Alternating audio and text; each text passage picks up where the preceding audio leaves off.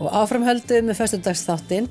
Þetta verður bara ævintýralegra og ævintýralegra. Viðmælendurnir sem eru hér í sófanum voru ekki þeir sem áttu að vera, en þeir eru viðteftir heima. En til mín eru samt sem áður komnir formaður og varaformaður Skógræktarfélags Eyfirðinga. Velkomin Ólafur og Sigríður. Takk fyrir. Takk. Þið brugðist bara við, þú keyrir frá Dalvík og þú stökkst úr Eyjafjarðarsveit. Jú. Systir mín kær. Já, ég var að huga að jarðneskum eigum mínum í Svarfaðardal. Já. Af því að það er rafmagnsleysi og vesen og ég hélt kannski að hitaveitan væri farin, en það var allt í fínu lagi. Og þú komst þarna klakklaust fram og tilbaka? Já, og svo gekk ég á stíðum þar sem að ég komst ekki á bílnum. Þetta er ástand. Hvernig var framan á Kristnesi? Það var búin að moka svo fínt allt þarna. Þannig að það var bara fín færð. Við ætlum að tala um Skógræktarfélag Eyfirðinga sem að verður, 90 ára á næsta ári? Skógræktarfélag Eyfirðinga var stofnað 1930. Já. Og svona í allri hóvar þá hét það Skógræktarfélag Íslands þá. Já, mér finnst þetta gott. En við höfum stundum þurft að gefa eftir fyrir þeim sem eru fyrir sunnan og nafni var gefið eftir. Já. Þannig að... Ekki átakalaust? Nei, ég þekki sögun ekki nægilega vel, en það urðu einhver smá leiðindi þar í sambandi við þetta allt saman, en við erum bara stolt af því að vera Skógræktarfélag Eyfirðinga. Það ekki? Þetta er fallegt nafn, Skógræktarfélag Eyfirðinga. Og kannski perlan ykkar, eða svona aðal kannski starfið ykkar hverfist svolítið Kjarnaskóg, ekki satt? Jú. Og það útivista perlu sem þar er. Vitið þið, Akureyringar náttúrulega kannski aðalega, en líka nærsveitamenn nýta sér þessa útivista perlu, vitið við eitthvað, hversu margir cirka á ári? Það eru, eins og að tala áður við byrjum þáttinn, þetta svona óáreiðanlega tölur að þessu svona upp undir 200.000 heimsóknir á ári.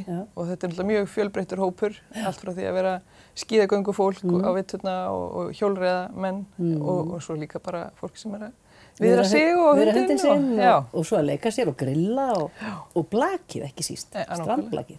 Og ef það væri ekki hana dagleg umhirða þá bara frá því að snjóar kæmi á haustin og þang til þeir myndu leysa á vorin, þá væri bara fært í skóginum frá september kannski og fram í apríl sko. Já, og það er þannig að starfsmenn Skógræktarfélagsins fara á hverjum degi og þegar er snjór þá er troðið og það er ekki, skíðasporið er kannski ekki aðalatriðið. Nei. Það er sem sagt troðið þannig að það er hægt að ganga með frá skíðasporinu og ég held að ég fari nú rétt með það að það er ekkert færri sem að fara þannig. Nei. Og að komast á bílastæði hreinlega og allt þetta. Já. Þetta þarf að hugsa um. En svo er svolítið merkilegt að það má nú allir tala um það, kanínurnar í skóginum, að það þarf að fækka þeim og það er gert. Já. En meindýraeyðirinn segir það sem varla nokkur stund í sólarhringnum sem mann hitt ekki einhvern í Kjarnaskógi. Já, meindýraeyðirinn sem er alltaf á ferðinni. Já, hann fer frekar á nóttunni sko. Og þar hittir hann fólk? Þá hittir hann fólk. Já. Þannig að það er alltaf eitthvað að vera þarna. Já. Og hvernig er þetta? Nú er Akureyrarbær, þeir eiga ekki Kjarnaskóg. Þetta er sjálfstætt félag?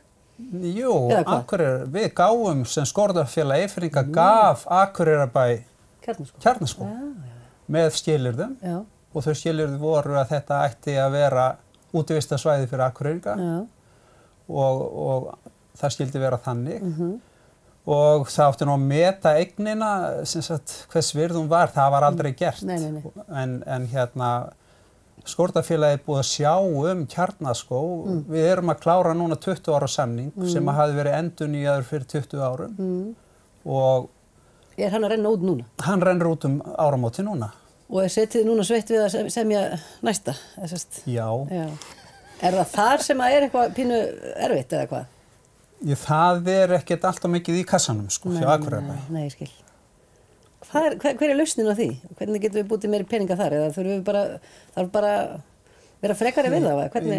Ég veit það nú ekki, sko, málið er að við fáum einhverja 19 milljónir fyrir að sjá Kjarnaskóg. Við erum verktakar og sjáum skóginn.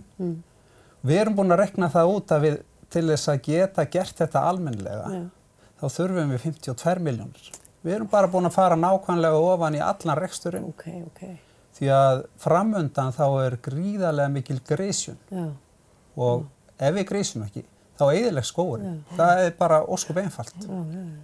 Þannig að þetta kannski ekki kostnaður á hverju ári, þetta þetta sem framundan út af þessari stóru grísun sem að fara í gang, eða hvað? Já, og svo bara viðhald og eins og þetta einn af elstu skógunum á Íslandi, við erum með 70 ára gömul tré á meðan aðrir skógar eru kannski með 30 ára gömul og við erum öfundað af þessum þroskaða skógi en það þýðir það að við þurfum að sinna honum og grísjan svo að trén bara vaxi ekki of þétt og við það veikjastu og brotna frekar. Og hvað þetta að gera? Þetta að leita einhverja annara leiða? Ég meina, hvernig brúið þetta bil? Við þurfum nú bara að sjá hvað kemur út úr þessu dæmi öll saman en ég vil taka það fram að allt samstarfið Akureyrarbæ hefur verið mjög gott. Það engin þústur þar á. Og það sem gert, það allt fjármagnað af Akureyrarbæ. Og eins og nýtt grillhús og þess áttar. En það nú samt þannig að við höfum ekki fengið nógan pening til þess að geta gert þetta fyrir það sem þessar 19 miljónir ekki. Þannig að við höfum verið að nota styrki sem við getum sótt við höfum verið að nota sjálfboðavinnu stjórnarinnar til dæmis og gefið með til þess að geta staðið við samningin. Þetta auðvitað þannig að Kjarnaskógur hjartað í starfsemi Skógræktarfélags Eyfirðinga þó við séum með 8 aðra reiti að hugsa Eru þeir hérna bara inn fjörðin eða út fjörðin? Inn og út fjörðin, já. Hvað eru margir starfsmenn hjá Skógræktarfélagi Eyfirðinga? Eru ekki svona rúmlega 2? Já, rúmlega 2 stöður. Og svo kannski fleiri á sumrinu eða hvað? Já, Akureyrarbær í samningnum gamla þá átti Akureyrarbær að sjá okkur fyrir viðbótar starfsfólki. En það hefur ekkert gengið upp. Þetta allt öðruvísi sem var í gamla daga þegar það bara þannig. En þá allt þetta starf sem þarf eins og þessu grísjun og svona, hafið þið verið að gera það í sjálfboðavinnu eða hvað? Nei, það eru starfsmennirnir Þessi næstu því 2 eða hvað? Já, rúmlega 2. En málið auðvitað það að þeir geta ekkert gert allt sem þarf að gera. Við þurfum að hafa svona 2-3 menn bara í því meðan að færi gefst að grísa skóg. Svo náttúrulega líka bara þetta daglega starf sem kannski ekki eins og romantískt, það náttúrulega bara þrífa klósettinn og tína ruslið og passa þetta sé allt snyrtilegt og fínt. En svo þurfum við líka að komast í að grísja og viðhalda stígum og skiltum og öllu því sko. Og svo eru alls konar verkefni einmitt að því að þeir sem eru stjórn félagsins, þeir eru nú metnaðargjarnir og vilja skóginu vel og eflan og það búið að setja upp léttliðakerfi. Kannt þú betur að segja frá því? Já, það var þannig að það var sótt í lýðheilsusjóð að setja upp verkefni þar sem að gönguleiðarnar í Kjarnaskógi væru merktar eftir þyngdarstigi, haft á samband við allar stofnanir hérna sem að gætu haft hag að þessu. Allir voru til og þá var lagst yfir það að búa til kort og þeir sem að fara í Kjarnaskóg munu sjá þessi kort. Það allt unnið af stjórnarmönnum í sjálfboðavinnu og eitt svona skilti þar á geta fólk viti það, eitt svona skilti kostar svona 1800 til 2 milljónir ef þú þarft að kaupa alla vinnuna en við erum að koma þessu upp í sjálfboðavinnu og Akureyrarbær síðan prentununa sem einhverju 20.000 þannig að við erum að leggja mikil ráðdeild og hagsýni þarna. Já, en það væri ekki hægt öðruvísi að gera þetta almennilegt, sko. Og nú nálgast jólin og það alltaf jólatri. Eru þið ekki með eitthvað svoleiðis í gangi líka? Jólatri á sölu? Jú, það einmitt næstu 2 helgar. Nú eftir að sjá hvernig gengur að moka svo að vera aðgengi helgina en við ætlum að standa vaktina núna næstu 2 helgar. Það Laugaland á Þelamörk? Á Þelamörk, já. Já, það ekki Kjarnaskógið eins og þú ferð á Þelamörk. Það eru yngri tré, þú vilt ekki fá 10 metra tré. Nei, sennilega ekki. Málið það samt að öll tré kosta það sama, sko. Og svo hafa sumir verið gráðir og komið mjög stór tré sem þeir komið svo hjá bílunum sín. Heim til sín. En ágóðan af þessu trjásölu fer hún í ykkar innra starfi eða fer hún bara í jólatrefa? Hún fer í starfsemi. Hún fer í starfsemina og meðal annars að borga vinnunni Kjarnaskóg.